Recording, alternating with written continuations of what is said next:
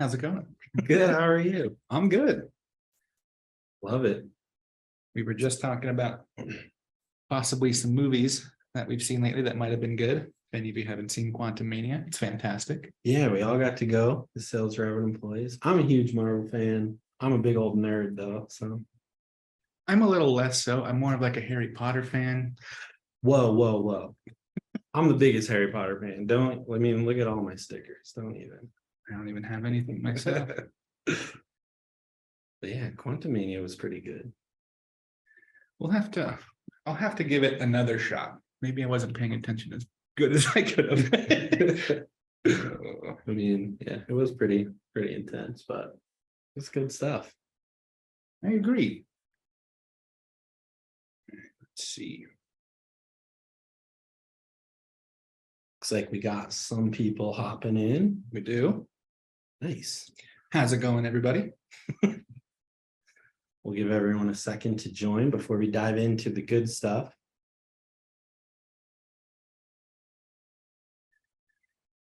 Oh, Man, I am done with snow. I don't know where you're all at, but here it's been snowing like crazy. Our headquarters here in Lehi, Utah, and it's just been like dumping. I had like 4 feet. My poor dog, she's like this big.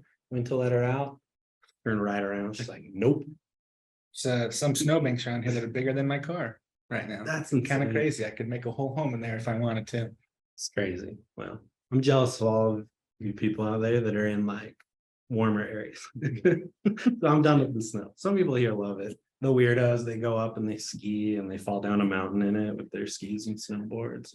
See, isn't there somebody in our CS department that skis here or snowboards here? I know it's probably a joke, but Oh yeah, there's so many. Mike Tyson, everybody's skiing out. They're crazy though.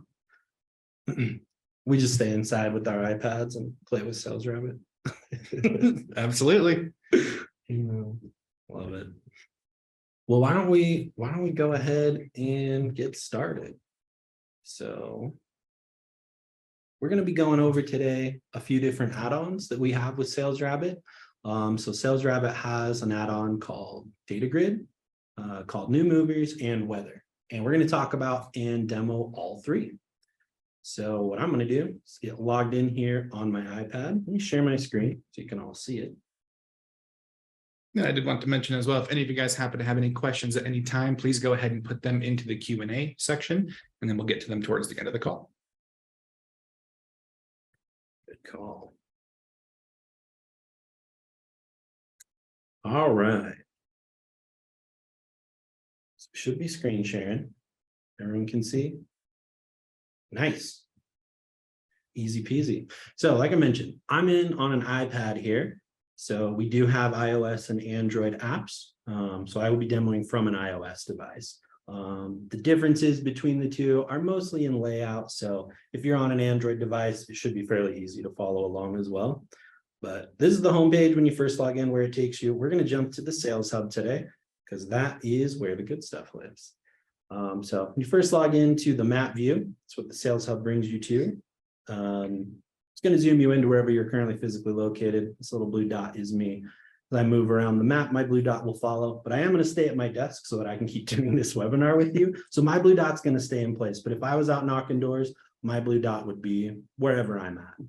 And so let's first talk about, let's just talk about creating leads in general. I'm going to move the map here with my finger. Let's say I was out canvassing in this neighborhood. One of the easiest ways in SalesRabbit to create a lead is by using our pin drop icon. And then from our lead menu here, we select our disposition and drop it on top of the home we've interacted with. So I just created a lead that I marked as a not home attempt number 1 at this door. So that's the quick and easy way to create a lead. What we want to talk about though is Data Grid, because Data Grid AI is going to give us a few different things. So it's going to give us ways to identify good areas to canvas. When we assign that area out, it's going to populate all the homeowner information or all the pins on top of the homes in that area so that we have all that homeowner information. As we're walking up to the door, helps us feel comfortable in our pitch. We've got all that information. So let's start with creating and assigning territories so that we can see some of those Data Grid pins. So this little diamond icon right here on the right-hand side, What that will do is turn on your data grid area overlays. Now, what I love about this is it's going to break down different areas into different assignable territories. So as I'm looking around here, I can try and identify what's a good neighborhood for me to spend my time in. Let's look at this one over here as an example, because it's looking green. It's got a good score on it. I'm going to tap on that area, and it's going to give me information about this area and all the homes in that area. The first thing we're going to see is the buyer score. So the buyer score in this area, on average, for each one of the homes here is a 6.7. Why don't we talk about the buyer score first before we go any higher score better, lower score, like golf? Yeah, that's a good starting point. So the buyer score, that's the AI part of Data Grid AI. The buyer score is going to give you, it's essentially a buyer propensity score from 1 to 10. How good of a candidate is this household for whatever our industry is? So if we're selling solar, selling roofing, it's an industry specific score. The way that score is determined is it looks at different people that have made purchases in the past. I'm going to use solar as the example. So let's say we've got all these different people that have purchased solar in the past. There's a whole bunch of demographics that we're looking at, like size of the home, income, credit score. There's literally 600 different data points. I won't name them all. I won't name them all because we'll run out of time. But what it will do is prioritize each one of those different data points, and it weights it depending on the industry. So it takes all that information, says these are important to solar. How closely does this household match all of those people that have made purchases in solar in the past? And that's what determines the score. 1, they're not so great. 10, they're really great. Anything you would add to that? No, I don't think so. I mean, plain and simple, higher the score, typically the more likely that candidate is in need or want of your services. And having knocked doors, I'm never going to skip a door. If it's a lower score, I'm going to say, oh, I'm not knocking on that door. But I am going to try harder to get a hold of a home that's maybe listed as a 9 than I would someone that's a 1. I'm going to probably knock that door a couple of extra times, right? Because every knock's an opportunity. I'm never going to skip. But it's really nice to know what we're getting into. So let's go back to this area here. So this area, 6.7 as our buyer score. There's just over 2,400 homes in this area. And then we're going to have 2 columns of data points here. So in our first column, this is where those data points come in that we can see about the homes in this area. Just to run down them, the first column is going to have in it the percentage of homeowners. We're going to see the average home value. We are going to see the average length of residence per the occupants in this area, the percentage of new move-ins. We're talking about new movers later as well. We can see the average income per occupant, average credit score, average square footage, average year these homes were built. We can see the average age group per occupant and average number of occupants per home. So using solar as the example, this is a good area for me to be knocking in because these are larger homes. They have a lot of occupants, so they're probably using a lot of power. So different things like that are really going to be helpful for my industry to know, is this a good area? If you're in a different industry, like maybe roofing, I can see here these homes were built around 2004. They're 20-year homes. They probably need some new roofs. So great for the retail side of roofing, perhaps. So I'm going to go ahead and assign this area out because it's a good one. Now, I don't have to trace it automatically. We have this little connect the dots icon. I'm going to tap on that. And first, it's going to ask me which team is it for. So let's say this is for my Scranton team. Once I select that, it then defines the area and makes it assignable. So I'm going to turn off that area overlay. Now I can tap on this territory and edit the area because right now it's inactive or unassigned. I'm going to assign it to one of my users here. Let's give this one to Stanley Hudson. He needs some motivation. So now that area is assigned to Stanley. He will see all of the data grid pins populate in that area. What I also want to do is assign it to myself as well. I am signed in as Michael Scott, of course. I'm going to assign this area to Michael Scott. And then the data grid pins will also populate for me. So now me and Stanley are both assigned to this area. We're going to go knock it together. And you can see all those data grid pins populate for all of the doors inside this home. So data grid areas, fantastic way to create and assign territories and identify high propensity areas. So anything you would add about data grid areas? Personally, when I was out canvassing myself, I attribute all of my success to data grid personally. It gave me that one leg up on most of the other reps that I was canvassing with, just because I knew how to approach the conversation rather than just going in blind. So not only do I have the first and last name, but I knew how to approach it. depending on the industry that I was in. And I think it was a huge game changer personally. Absolutely. Good call. So another way you can create an area, I'm going to jump up here. So this is my area that I live, so I'm familiar with it. And I'm just going to assign, let's just grab this top half of this neighborhood. Because if you are used to drawing out a territory like this in SalesRabbit, you can still do it that way as well. So I just wanted to show that. You can manually draw a territory and still assign it out to get those data grid pins in manually assigned areas. So now that we've got some out here, we can then tap on the homes here. Let me delete this lead actually. And this home here, they're scored at a 3.5 as a good example. I don't remember exactly what the buyer score associated with. We're doing roofing is the scoring. Should be. So yeah, for this one, they're a 3.5, but now the individual pins also have information about this specific address. So right at the top, we can see the address. We can see information about the home, when it was built, the average home value, square footage, length of resident, number of occupants, and a blurred credit rating. And then we can also see demographics about the homeowners as well. So this is their residents there. 2 different cards represent the different potential occupants. Any information that's relevant pulls up. So what I can do is just convert this into a lead. Instead of just dropping a pin on the map, I'm going to say, okay, I was chatting here with Russ, hit that convert icon, and that converts that data grid pin into my SalesRabbit lead. What's cool about that is it will keep any information that was on there, like, you know, name and phone number and all the other data grid information. We can see it listed right there.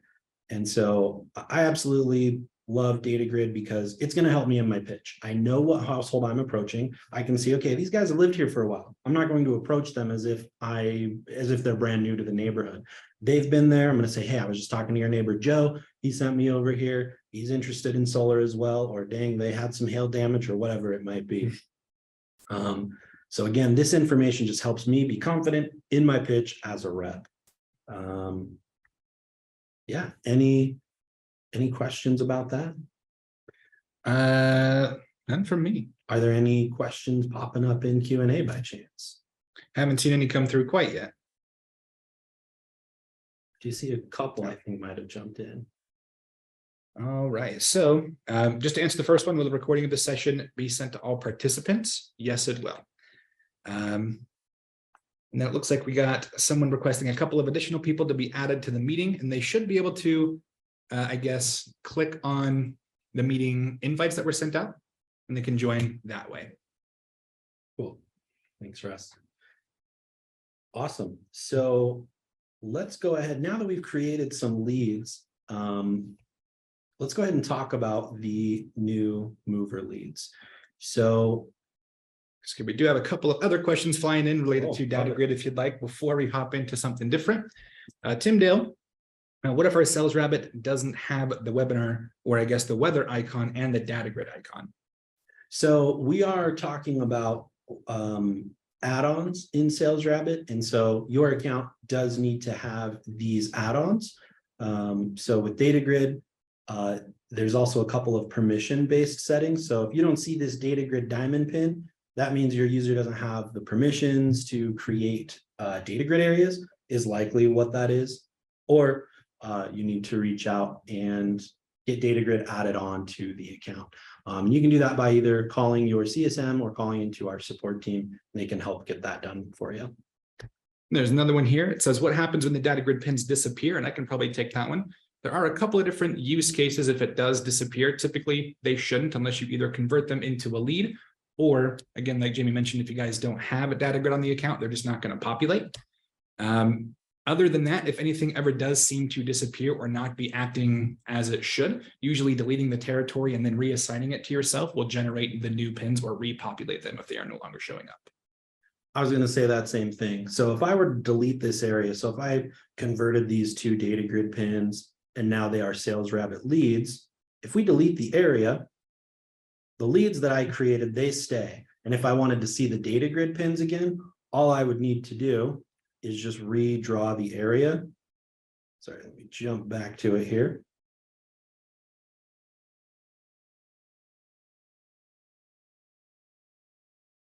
So these are my areas here, or my leads that I just created. If I redraw the territory and reassign this area to myself, the data grid pins will then reappear.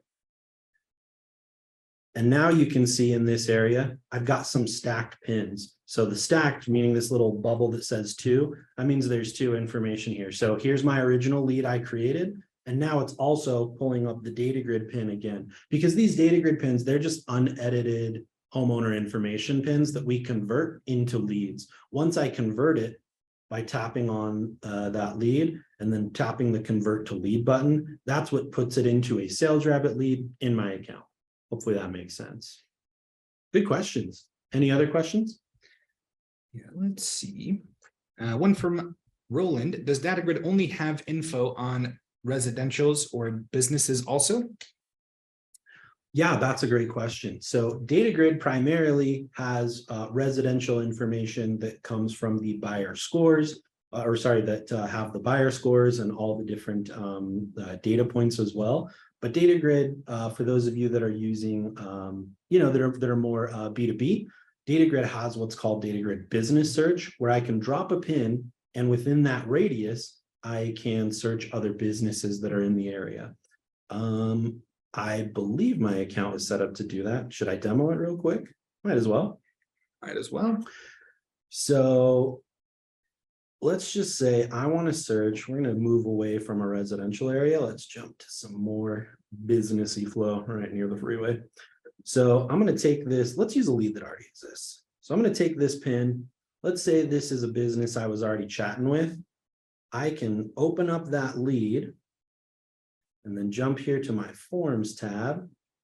And DataGrid Business Search is a form that we can submit. And we're going to search for other businesses based on a keyword. So let's just do restaurant. So I want to see restaurants that are within X amount of meters away. I don't know why it's in meters, so I might have to do some math in your head. No, it's all right. You can just say, let's say within 800 meters. It's quite a big radius, but let's just do it.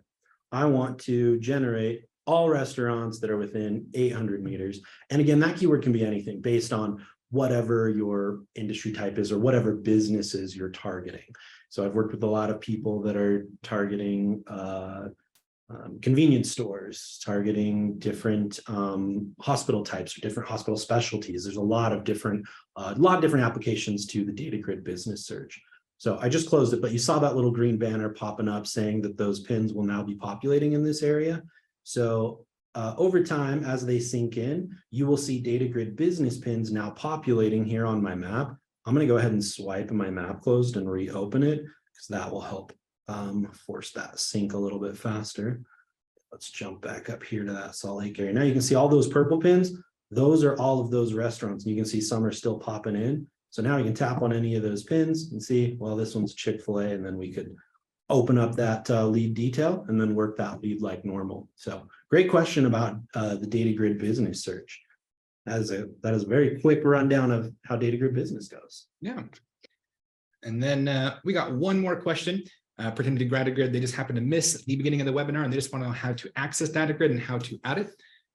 I can take that if you'd like, please. It's just an add-on feature that SalesRabbit has to offer. You can, if you guys don't have it on your account already, you can reach out to our support team and then request to have it added. Or if you guys happen to have a CSM, you can reach out to them as well and get it added as well. Awesome. Thanks, Russ. So now that we've got some leads in here, we're creating our leads, we're working our leads. One thing that SalesRabbit also offers is new mover leads. So mover leads, as we call them, are leads that are generated automatically and assigned to designated reps based on people that have newly moved into a home, just kind of what it sounds like. Because we want to be first to door, right? I want to be the first person to knock on that door to let these homeowners know, hey, you guys need solar. Or, I want to be first to the door to let them know, hey, you guys need a new security system. Let's get you hooked up. You're new to the neighborhood. I may not know these people, right? So what we're going to go over today is how to use those mover leads. There's a lot of configuration and customization that we can do. It's kind of done on the back end, and I'm not going to get into that, but I'm going to let Russ here talk about the different things that we can customize. So with new mover leads, what can we set up to customize our flow? Sure. So one of the first things you guys can customize is the, I guess, lead type that's going to be populating for you. You can either do homes that are just listed, so homes that appear on the market. You can do homes that were recently removed from the market, some that are pending or currently under contract. And then you can also do homes that have closed or officially transferred ownership to a new seller right then and there. Awesome. Yeah. One of the other features that we offer as well is setting a lead delay. So how soon do you want this lead? So for example, if somebody just closed on their home and you want to give them some time to move into the home, 5, 10, 15 days, something like that, you can definitely choose that amount of time, which gives them the opportunity to start moving in. So you guys aren't knocking on the door while they're moving boxes. It might bother them a little bit to have somebody coming up to their door knocking too soon. So you can set a little bit of a lead delay of when you guys will receive them. Yeah, because you don't want them being like, hey, can you help me move this stuff? Yeah, you don't want to help with that. Now you can also customize a frequency for these leads. So how often do you want it to look for new leads? Do you want it to be delayed a little bit and only check, every week, every month? Really, really awesome feature there. I like that because then you can get it in batches. So maybe I don't want them in real time immediately popping up because, I can't stay on top of that. But if I'm getting it in a daily batch or a weekly batch, kind of helps me flow. And then I can even route them out using SalesRabbit's routing tool. Yeah, absolutely. Then on top of that, you can also define your lead areas. So you can kind of specify the location by certain postal codes. And you can also kind of assign those out as well. So if you want a certain rep to have multiple different postal codes, maybe a new rep having only 1 or 2 so they can try it out for a while, see how well they do, which is also really useful feature as well. Another thing is you can do home pricing filtering. So if you guys want to attack the homes that are a little bit more on the heavier price side versus the lower side, or anywhere in between, you can adjust that if you guys are more comfortable hitting, the more, I guess, lower priced homes, or I guess, depending on circumstances, adjust it as needed there. And then the property type filter. Do you guys want to hit just residential properties? Do you want to hit, residential and multifamily, condos, townhomes? Do you want to hit commercial buildings or any type of property at all? You can adjust all that information within the configuration page. Cool. That's really useful to be able to target the type of homes I want to see. And I love that you can assign the area per rep. Dwight's getting these 5 zip codes, but maybe Stanley's only getting this one because he's not out there knocking, right? Cool. Well, let's take a look at some mover leads and what that would look like. So right now, I kind of have every lead enabled. So I have a full historical view. Show me all of my leads. But one thing we can do is open up our filters. I'm gonna hit that funnel icon in the top left. I'm gonna turn off data grid pins for a minute because we don't want to see those. Then I'm gonna drop down my leads filter and I'm gonna select my new mover pins. What I want to see are new movers that have been created. And I'm gonna use my quick date here and say, show me new mover leads that have been created this month. And what that will do is populate only those pins for new move-ins that have been created and automatically assigned to me this month. So now I can go interact with each one of these pins by tapping on it, and I'm going to be first to door. So it's already created the lead. It's already assigned it to me. I can jump in, go do my pitch, add my notes, or anything else that I need to. Or another useful feature in SalesRabbit, actually, let me see, we have some closer. We don't. So what I'm going to do is I'm going to create a route for these leads. So let's say I'm starting over here and I want to know what's the quickest way for me to go route through this neighborhood and go interact with each one of these pins, because maybe it's a neighborhood I'm unfamiliar with. I'm going to use my lasso tool here. Anytime you have leads circled, you can create a route. And you can either create a new one or add it to an existing. I haven't created any, so I'm going to say, let's create this new route here. We just need to enter a starting address and an ending address. So let's say I parked down the street, so that's where I want to start. And that's also where I want to end because it's where I parked my car.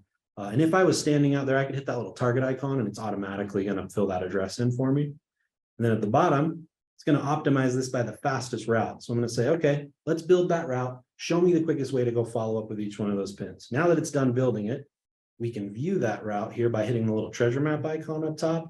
And now it's going to filter those out.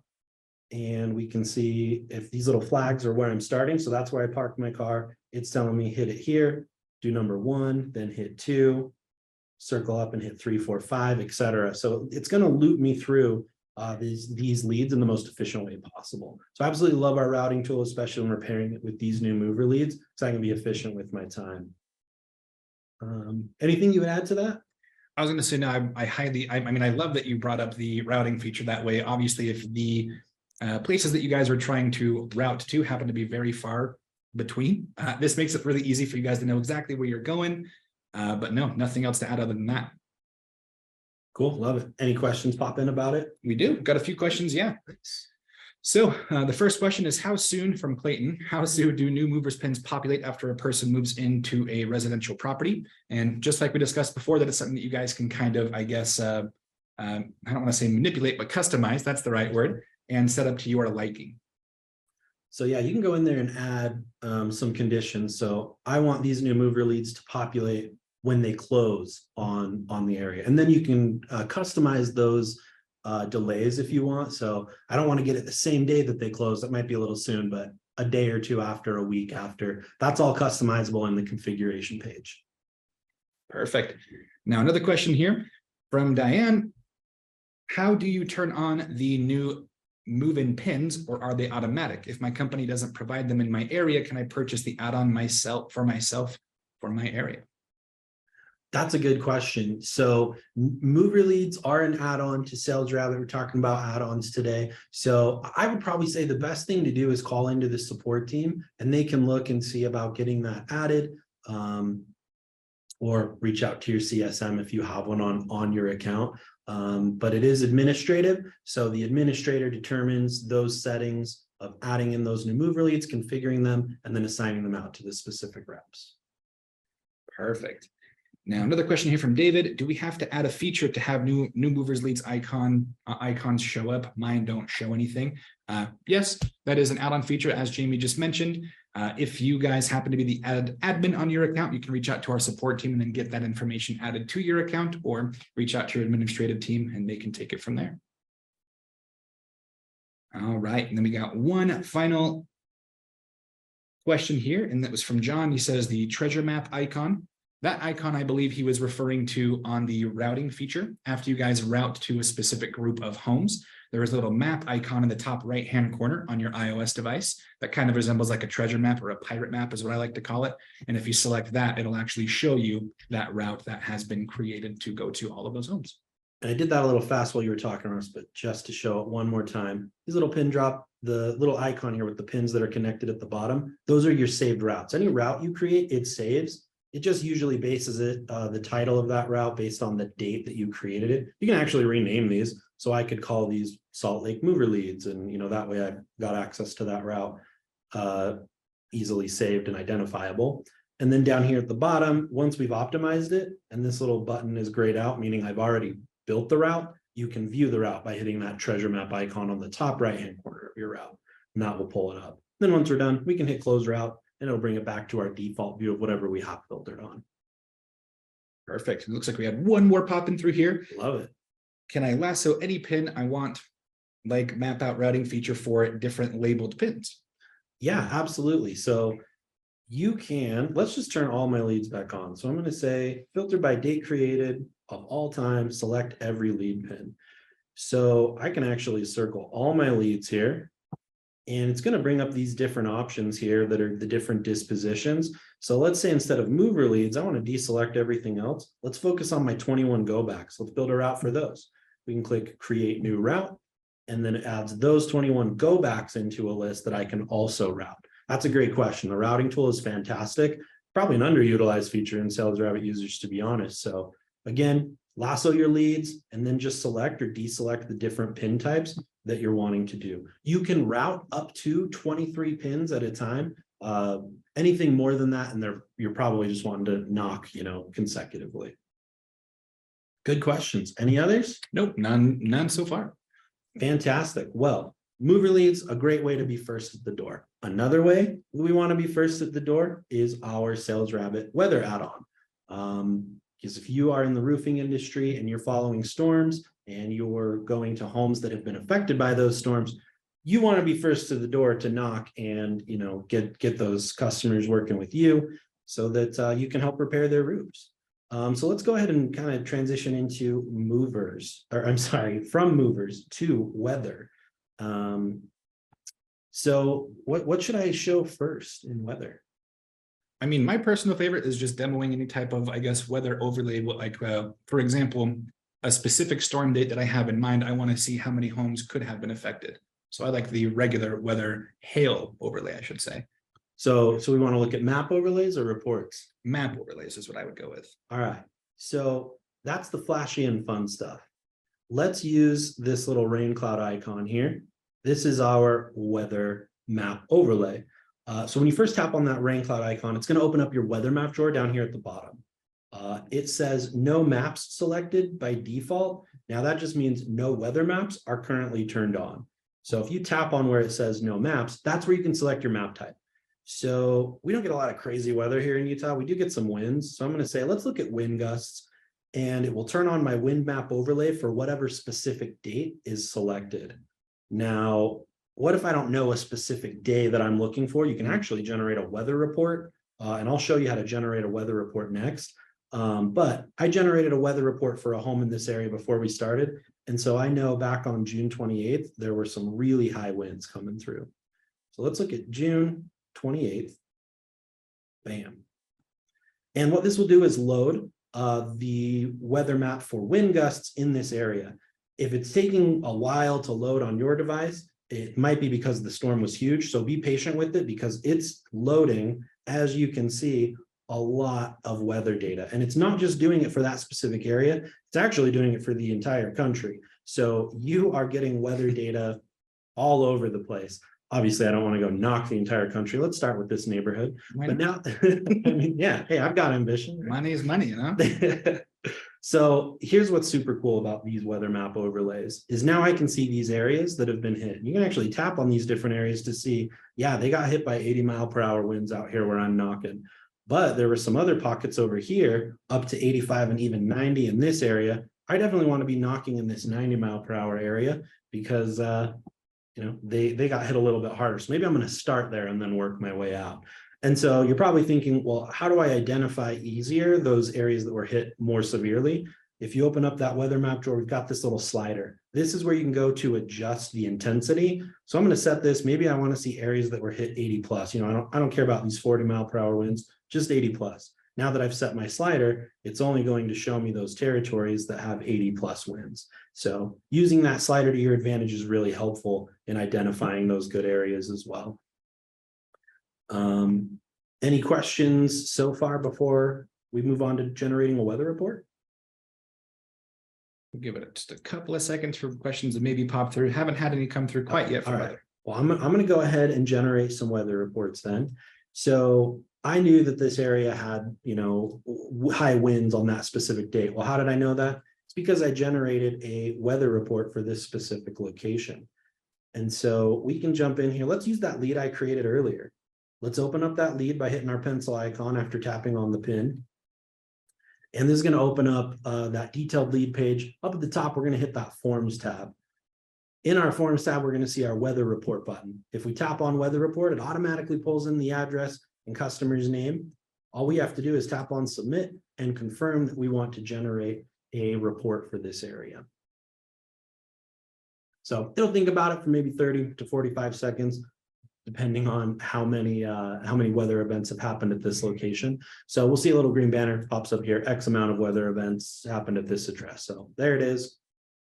And now that has been attached as a file to our lead. These are where the weather reports will appear. It doesn't automatically refresh the lead until I back out to the map view. So now if I back out to the map view, reopen that lead pin, the Files tab should have that weather report on it. Oh, did I tap on the wrong one? I have.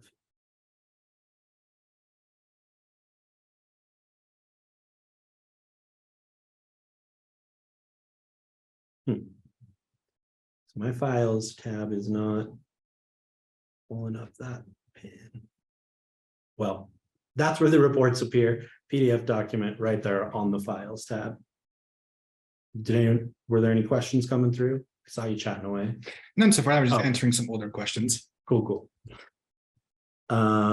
Sweet. So another easy question would be, if I didn't pull a weather report, how do I see on that map finder just a whole bunch of different storms that have happened in this area? Now, this is a really cool feature that makes it really easy to identify areas outside of that weather report. I'd really like to look somewhere other than Utah. We just don't get crazy weather here. Did anyone have a suggestion of a place we could look? Or do you know of any? I haven't seen any come through quite yet, but I do know that weather has been kind of crazy out towards the east or even in Texas as of lately. Let's go to Texas. They're always getting crazy hailstorms. Let's look near Waco for our Chip and Joe fans. So what you do is you center your map. Wherever you have your map centered is where it's going to put your focal point of your radius. So again, open up that rain cloud icon. There's a little search bar with a lightning bolt in it, or that magnifying glass. Go ahead and hit that, and it's going to drop that radius again around wherever your map is centered. And then what it will do is start looking inside that circle, all the different weather event types that have happened. So we've got hail probability, some actual hail sizes. And so this is all great information, but maybe I want to refine this or set some parameters for this. There's a filters bar you can drop down right here. Makes it really easy to filter by a specific date range. By default, it's going to pull the last 6 months.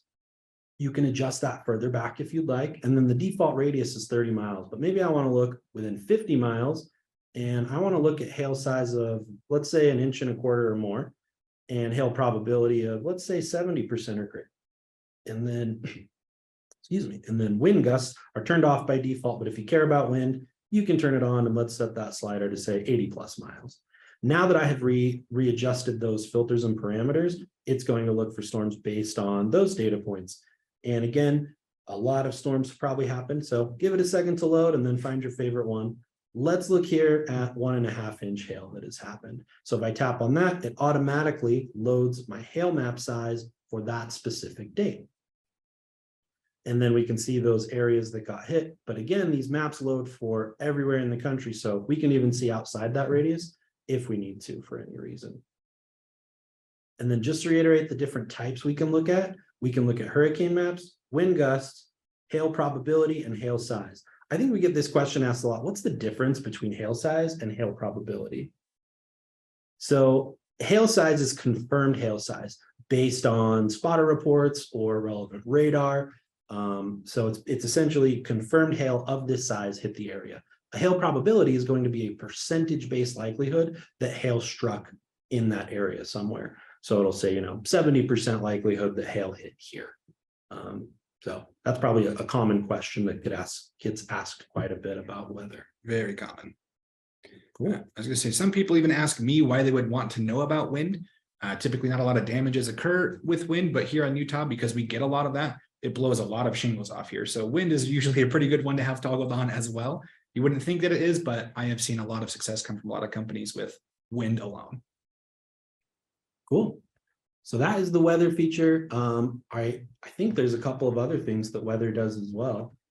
One of my favorite parts, I don't know if you want to touch on it or I can. You're trying to read my mind right now. As you say, you go for it. So one of the cool things that weather also does is you can configure text message based weather alerts. So all of your reps will receive a text message that say, hey, golf ball size hail found in this county, or extreme winds found here. And you can kind of set those parameters as well if you need. So makes it really nice to get that alert right on my phone. Boom, I whip out SalesRabbit, pull up those weather maps, see exactly where it hits. I'm first to door, knocking on those doors and helping people out, getting their roofs repaired and all that good stuff. Awesome. Love it. Have any questions come in about weather? None so far. I do have one here from, I guess, Sam. And how often are the weather maps generated, or how often do they update? Yeah, that's a great question. So these weather map overlays, I know weather's always changing. Look outside, it's always different, right? These weather map overlays are actually going to be adjusted every 6 hours. So we're going to see a new update for new weather maps every 6 hours. Perfect. Any other questions? I don't believe so, but you would be the guy that I asked. I would be the guy. Let's see. No other questions have come through. I do just want to, I guess, mention one thing about the SMS alerts that we get. Personally, one of my favorite features. While I'm out trying to canvas in today's crazy world, especially in the roofing industry myself. I don't have time to check weather reports or like look it up myself. So getting text, which is usually the quickest way to get a hold of me, perfect. The only reason I've made it 2 doors first is because I'm getting alerted like, hey, there's going to be winds here, or especially if you have the predictive alerts for hail turned on, really great. Be like, hey, there's probably going to be some hail in this area, 70%. I'm going to drive out there immediately. So again, just to kind of reiterate that, and I guess kind of speak to it, I had great success with specifically the SMS portion, just because I was first to get notified. Yep, absolutely. Between those weather maps, those alerts, and then data grid, I'm seeing an area that got hit. I'm drawing out my territory, getting those pins populating, and I'm boom, boom, boom, creating my leads, high propensity scores, and yeah, converting those right into sales. Absolutely. Now we got a couple of other questions popping in here. Some of them are related a little bit more. One just popped in as well. So it says, how can I get my industry added to DG subscription? I thought today was to set that up. Great question. If you want it to be, it can be. All you have to do is just reach out to our support team, and they can get you guys in contact or set up with a demo with one of our executives to either get that added to your account or work with your guys' CSM if you happen to have one, and then we'll go ahead and get that set up for you guys as well. Yep, good question. So if you already have data grid, just reach out to the support team. They'll get your industry turned on for you. Or if you need data grid added to your account, they can help with that as well. We love our support team. Yeah. And then just another question about data grid as well. Someone asked in the chat, where do we get the data grid info and how accurate is it? Yeah, that's a great question. So the data grid info, that's all going to be aggregated from a bunch of different publicly available sources. So smarter people than me know exactly what those sources are and built them out. But the information is as accurate. It's probably the most accurate of any data set like this in the industry. And it's going to be as accurate as the information that's provided from those sources. I know it's kind of a broad answer, but without getting too technical, because I didn't program it, that's the answer there. Perfect. Now, there was one more question, which I believe we already covered a little bit, but someone mentioned, or I guess asked about how to, is it possible for the weather text messages, can those be adjusted to their liking? Excuse me. And yes, you can adjust what type of alerts you guys are getting, whether it's predicted, I guess, predictions for like, predictive hail, predictive wind, or you can do more accurate readings. So like, for example, actual tornado, actual hail that touched down, so on and so forth. So yes, they can be customized. Another question came through here from Clayton. Does DataGrid update new mover info on neighborhoods that don't actually exist on Apple Maps? Yeah, that is a great question as well. And the short answer is yes. Let me fly back to my area here. Let's get out of Texas. Let's turn off our maps for Texas. So I do know we have some new areas here up near me. So we have a brand new neighborhood up here. So like these homes here, they have no satellite imaging on Apple Maps. But if we assign this territory to one of my reps, or to myself in this case, so that you can see the pins, those pins do populate on top of the rooftops in that area. So, okay, they're not popping up for me, and you're probably wondering why that is. It's always about filters, guys. My data grid filters were turned off. So if I turn those back on, we'll see those data grid pins now populate. Well, I got to redraw it so that it actually populates them. But yes is the short answer. And then the long answer is, as you can see here, data grid pins will populate.